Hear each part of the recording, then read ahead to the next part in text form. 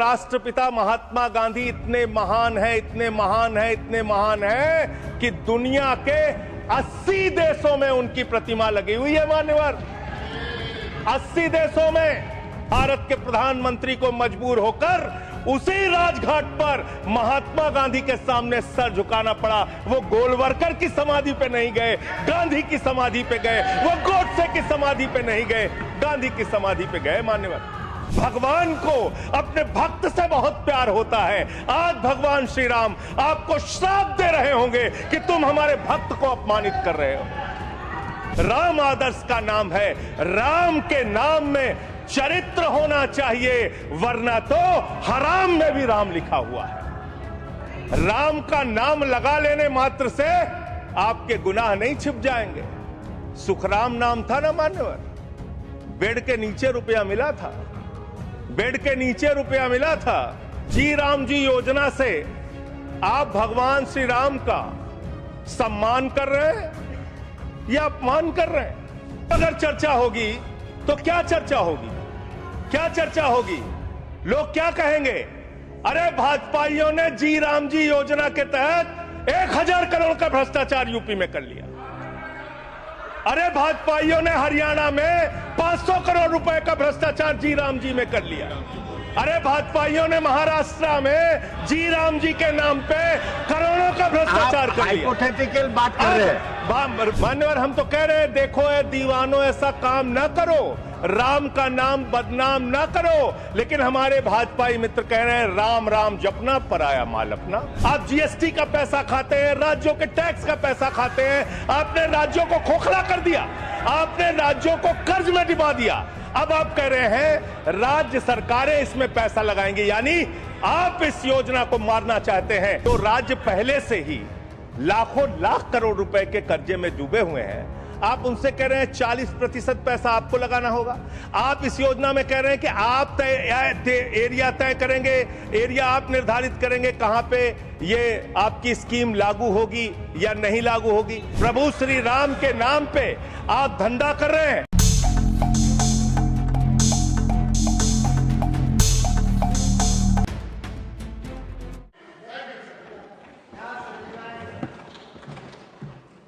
धन्यवाद मान्यवर, आपने इस महत्वपूर्ण बिल पे मुझे अपनी बात कहने का मौका दिया। मान्यवर,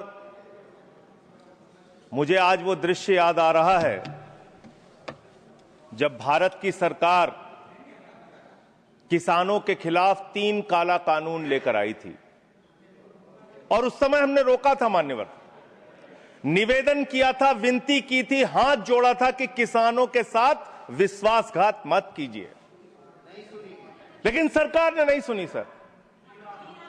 हमने विरोध किया, हम बेल में आए, सरकार को चिताया, हमें सस्पेंड करके बाहर कर दिया गया सर। 7 दिन तक इसी संसद के परिसर में हम लोग निलंबित करके रखे गए। सरकार ने हमारी बात नहीं सुनी। 1.5 साल तक किसानों ने सड़क पे धरना दिया और 750 किसानों ने अपनी शहादत दी। संजय जी, उसके बाद बिल पर बोलिए। वो उसी पे बोल रहे हैं सर, इसी पे बोल रहे हैं, इसी पे बोल रहे हैं। इस देश का किसान, बोलिए, इस देश का मजदूर, इस देश का अन्नदाता। सर आपका चेहरा आ रहा है, मेरा भाषण मेरा चल रहा है, चेहरा आपका आ रहा है। आपका इस देश का किसान, आपका आ रहा है, आपका आता है। इस देश का मजदूर, इस देश के करोड़ों लोग सड़कों पर उतरे, उनको खालिस्तानी कहा गया, पाकिस्तानी कहा गया, गोलियां चलाई गई, लाठियां चलाई गई, बड़े बड़े कील गाड़ दिए गए सड़कों पे।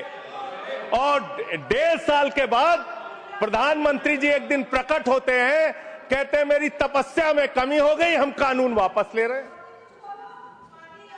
आज मैं आपसे कहना चाहता हूं मान्यवर, यह ऐतिहासिक भूल आप करने जा रहे हैं, यह गुनाह और पाप आप दोबारा करने जा रहे हैं। और इस काले कानून को पास करने के बाद इस देश का मजदूर सड़कों पे उतरेगा, इस देश का किसान सड़कों पे उतरेगा, इस देश का आम आदमी सड़कों पे उतरेगा, जिसके पेट और पीठ दोनों पे आप छुरा मारने का काम कर रहे हैं। यह मैं कहना चाहता हूं मान्यवर।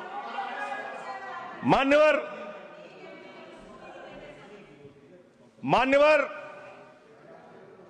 यह बिल किस मंशा और उद्देश्य के तहत लाया गया है? इस बिल को आपने कह दिया जी राम जी बिल है, जी राम जी बिल है। भगवान श्री राम का नाम लेके कितना गुनाह आप अपना छिपाना चाहते हैं? कितना गुनाह छिपाना चाहते हैं? राष्ट्रपिता महात्मा गांधी से आपको क्या समस्या है मान्यवर? अरे वो राष्ट्रपिता महात्मा गांधी इतने महान है, इतने महान है, इतने महान है कि दुनिया के 80 देशों में उनकी प्रतिमा लगी हुई है मान्यवर, 80 देशों में।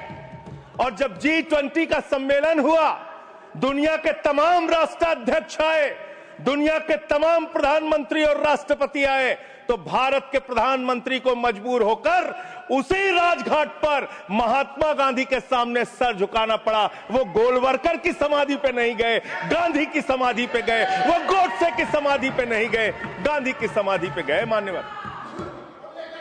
मान्यवर, राष्ट्रपिता महात्मा गांधी जो राम राज्य की कल्पना करते थे, राष्ट्रपिता महात्मा गांधी जो रघुपति राघव राजा राम का पाठ करते थे, राष्ट्रपिता महात्मा गांधी जो भगवान श्री राम के सच्चे भक्त थे। और याद रखिएगा मान्यवर, इस सरकार को आपके माध्यम से कहना चाहता हूं, भगवान को अपने भक्त से बहुत प्यार होता है। आज भगवान श्री राम आपको श्राप दे रहे होंगे कि तुम हमारे भक्त को अपमानित कर रहे हो, तुम अपने भक्त को, तुम हमारे भक्त को अपमानित कर रहे हो। भगवान श्री राम आपको जरूर श्राप दे रहे होंगे मान्यवर, मैं शिवराज सिंह जी चौहान कृषि मंत्री जी को अटल जी के एक घटना से याद दिलाना चाहता हूं, राम के नाम का महत्व। एक उनके प्रतिद्वंदी ने बयान दिया मान्यवर, राजनीतिक प्रतिद्वंदी ने।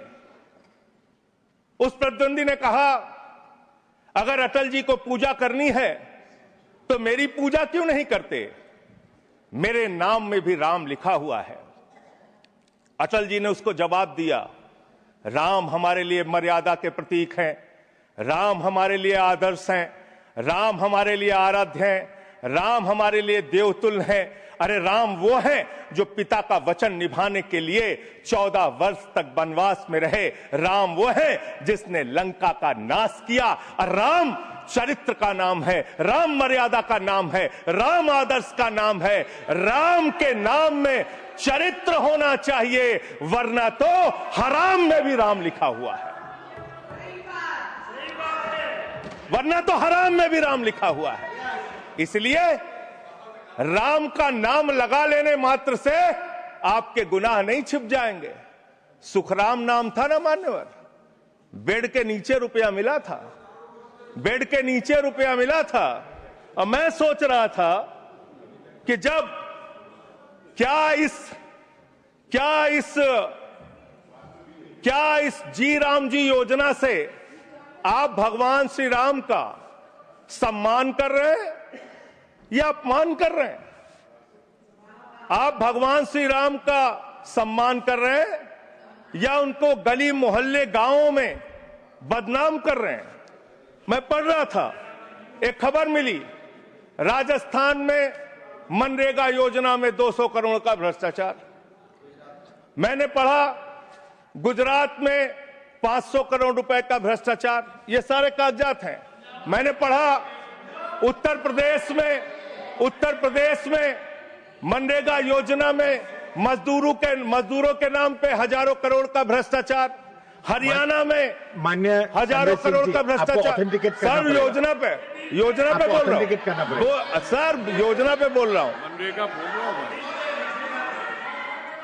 सारा कागज चाहिए आपको, इनके भ्रष्टाचार का कागज चाहिए सर दे दूंगा, इनको दे दूंगा। लेकिन अब मैं सोच रहा था कि अब अगर चर्चा होगी तो क्या चर्चा होगी? लोग क्या कहेंगे? अरे भाजपाइयों ने जी राम जी योजना के तहत 1000 करोड़ का भ्रष्टाचार यूपी में कर लिया। अरे भाजपाइयों ने हरियाणा में 500 करोड़ रुपए का भ्रष्टाचार जी राम जी में कर लिया। अरे भाजपाइयों ने महाराष्ट्र में जी राम जी के नाम पे करोड़ों का भ्रष्टाचार कर लिया। हाइपोथेटिकल बात कर रहे हैं। भाजपाइयों ने गुजरात में तो क्या बोलूं सर, क्या आपत्ति है इनको सर, क्या बोलूं, जी राम जी ना बोलूं सर?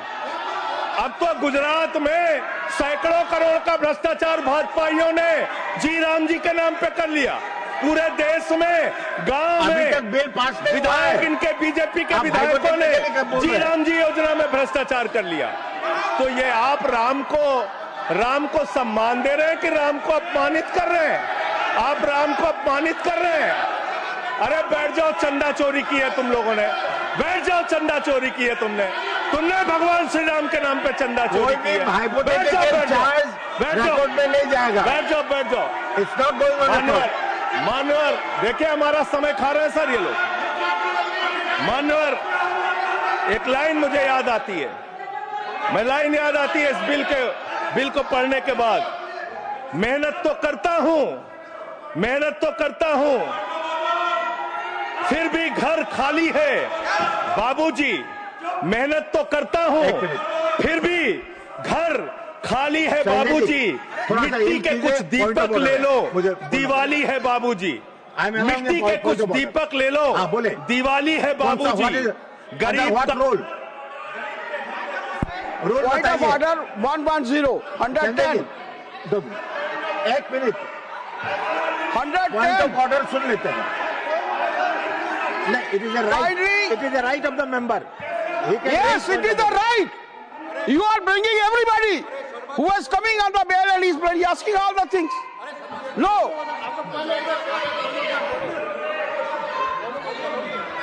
आप अंडर व्हाट रूल? अगर बिल के साथ या बिल से रिलेटेड नहीं है और रिकॉर्ड में नहीं जाएगा, तब मैं यही कहना चाहता हूं, kindly refer the scope of the debate. He is crossing, Honorable Vice Chairman Sahab, he is crossing all the limits. There is no mention, either he should speak against the bill or in favor of the bill. पहले उनको तो दे। मान्यवर बैठिए, either he should speak in favor of the bill or he should speak against the bill. He is not speaking against the bill, he is speaking against the Ram. How you can expect that we will agree to it? Role बताइए, role.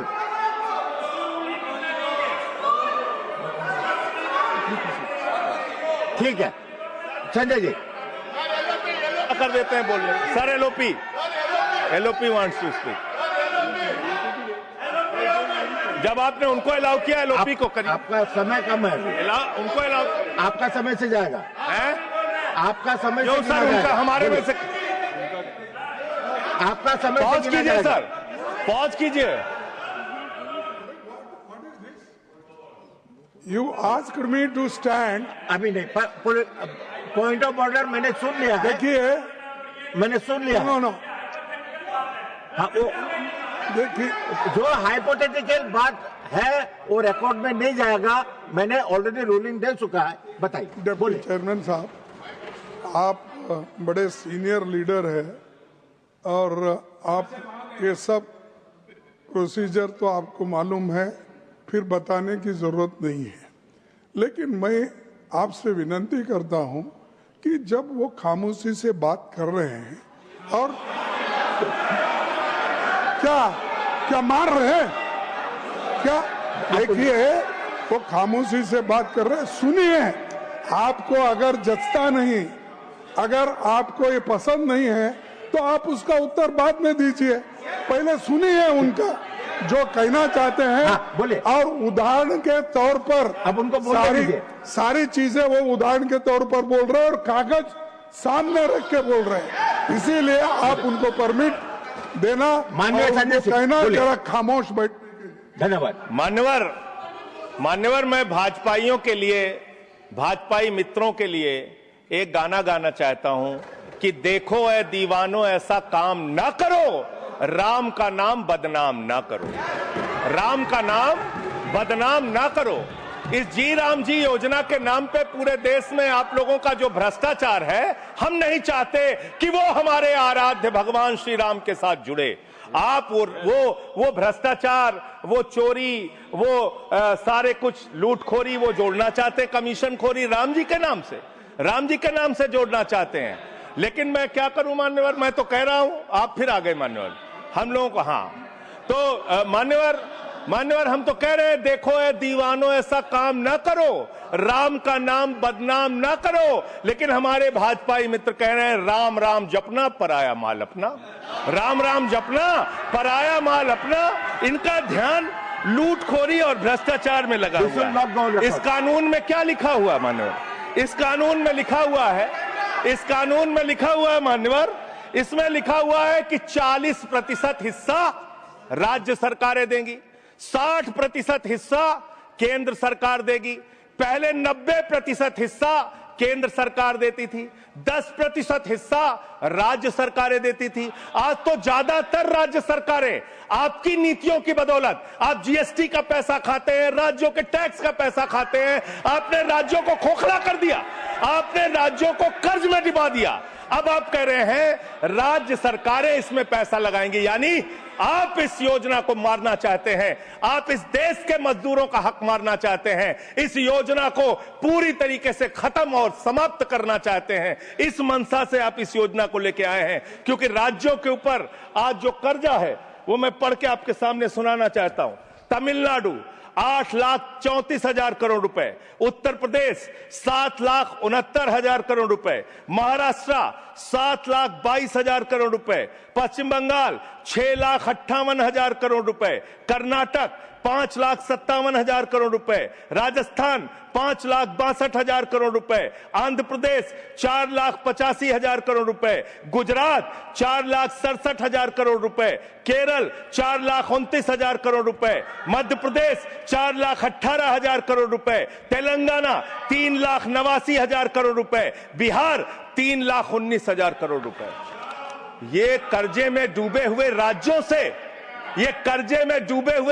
से आप ये कह रहे हैं कि 40% पैसा लगाओ, यानी कि सर आप ये हम बोल रहे हैं, कौन बोल रहा है सर, ये क्या हो रहा है? मैं आपसे पूछना चाहता हूं, राज्य जो कर्जे में डूबे हुए हैं, जो आप बोल रहे हैं वही रिकॉर्ड में जा रहा है। मान्यवर मैं ये कहना चाहता हूं कि जो राज्य पहले से ही लाखों लाख करोड़ रुपए के कर्जे में डूबे हुए हैं, आप उनसे कह रहे हैं 40% पैसा आपको लगाना होगा। आप इस योजना में कह रहे हैं कि आप एरिया तय करेंगे, एरिया आप निर्धारित करेंगे कहां पे ये आपकी स्कीम लागू होगी या नहीं लागू होगी, इसको आप तय करेंगे। ये कितने 125 दिन की आप बात कर रहे हैं मान्यवर, आंकड़ा उठाकर देख लीजिए, मंत्री जी यहां पर मौजूद हैं। 100 दिन के रोजगार की गारंटी है मनरेगा योजना में, लेकिन औसतन पूरे हिंदुस्तान में 50 दिन से ज्यादा रोजगार आपने नहीं दिया। आपने मजदूरों के साथ धोखा करने का काम किया।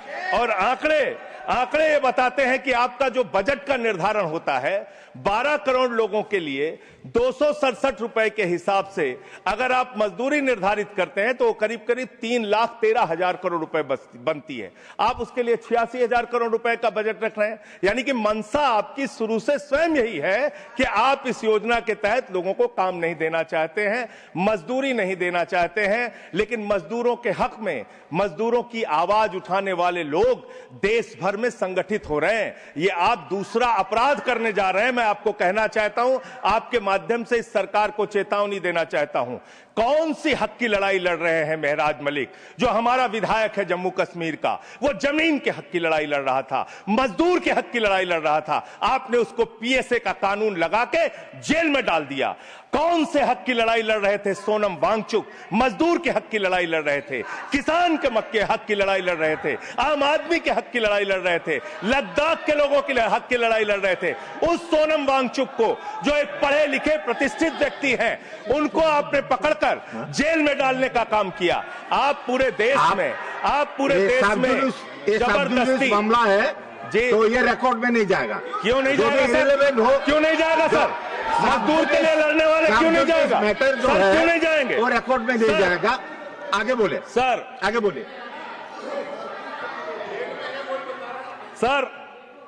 मैं इस अवसर पर पंडित राम नरेश त्रिपाठी जो हमारे सुल्तानपुर के हैं उनकी एक कविता पढ़ना चाहूंगा। ना मंदिर में, ना मस्जिद में, ना गिरजे के आसपास में, ना पर्वत पर, ना नदियों में, ना घर बैठे, ना प्रयास में, ना कुंजों में, ना उपवन में, शांति भवन या सुख निवास में, ना गाने में, ना बाने में, ना आशा में, ना ही हास में, ना छंदों में, ना प्रबंध में, ना अलंकार, ना अनुप्रास में, खोज ले कोई राम मिलेगा दीन जनों की भूख प्यास में। खोज ले कोई राम मिलेगा दीन जनों की भूख प्यास में। आप दीन जनों को भूखा रख के, उनकी मजदूरी छीन के, उनके हाथ का काम छीन के, उनका रोजगार छीन के, आप चाहते हैं उनके पेट पे लात मार के, आप चाहते हैं कि आप सिर्फ इस योजना का नाम बदल देंगे, इस योजना का नाम बदल देंगे तो पूरे देश में आपका महिमा मंडन हो जाएगा। अब आपका ये नकली काम इस देश के अंदर चलने वाला नहीं है। पूरा देश आपकी सच्चाई जान चुका है। मान्यवर, पिछले दिनों मैंने पदयात्रा शुरू की थी अयोध्या से लेकर सरयू से संगम तक।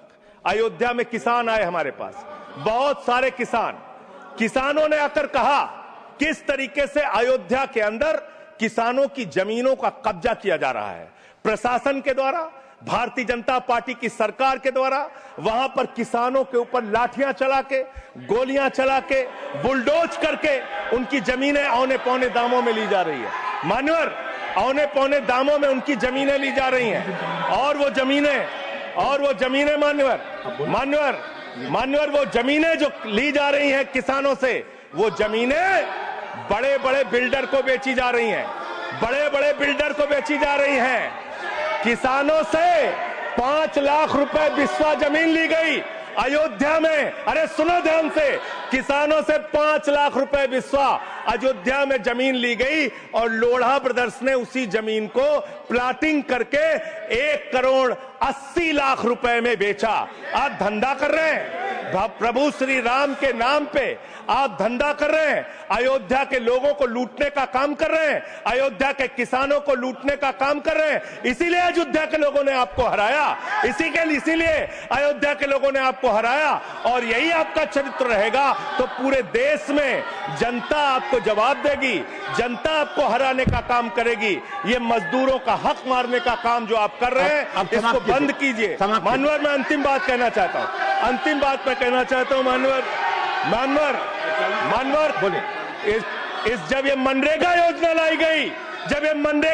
लाई गई तो इस बिल को अस्थायी समिति में भेजा गया था। आज जब आप नई योजना लेकर आ रहे हैं, इसको अस्थायी समिति में आपने क्यों नहीं भेजा? क्या आप छिपाना चाहते हैं? क्या आपकी मंशा है? ये आप बताइए। और अंत में इन्हीं लाइनों के साथ कि हम मेहनत कश इस दुनिया से जब अपना हिस्सा मांगेंगे, एक बाग नहीं, एक खेत नहीं, हम सारी दुनिया मांगेंगे,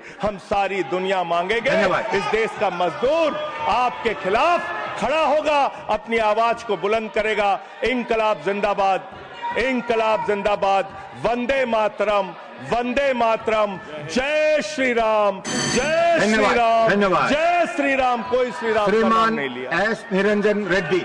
पढ़ते रहिए fight against criminal daily newspaper. आज की खबर में बस इतना ही। वीडियो को लाइक करें और चैनल को सब्सक्राइब कर लें, जिससे आने वाली वीडियो की नोटिफिकेशन आपको मिलती रहे।